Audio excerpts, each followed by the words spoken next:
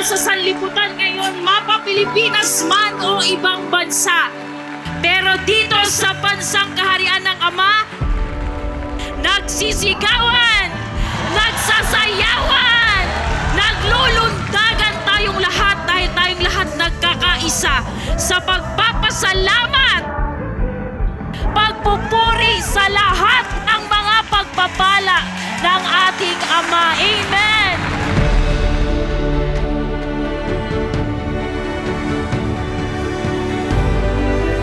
Today is a day of blessings and victory. Amen? Because we are celebrating the 22nd anniversary of the declaration of the sonship to the world. Praise the Father. We are all living testimonies of the goodness of the Almighty Father through His appointed Son. Because of His complete surrender to the Father's will, we are now partakers of blessings, provision, and spiritual freedom. Amen?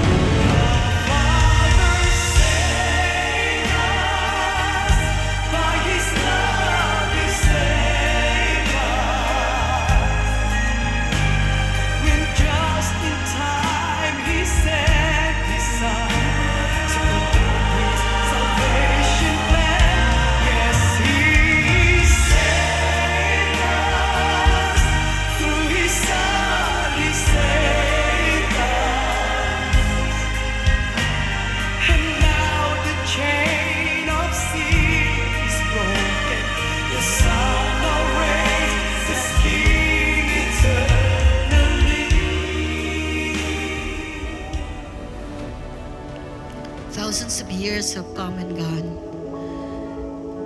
But we living in this generation are so blessed because we have seen the fulfillment of the Father's plan for man from the very beginning. Our Father's great love towards man continued.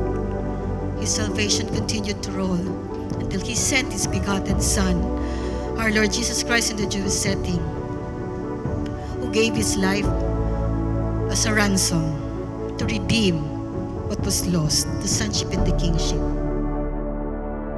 But while He was hanging on the cross, He saw His seed, one man from the fallen Adamic race that will be the heir of what Jesus Christ, the begotten Son, has redeemed, the sonship and the kingship. We are blessed. Lubos ang ating pagpapasalamat dahil ang hinirang na anak kasama natin palagi.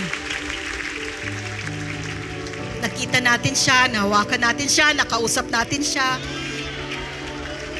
At ang mga salita ng Ama na nasa Kanya, nananatili.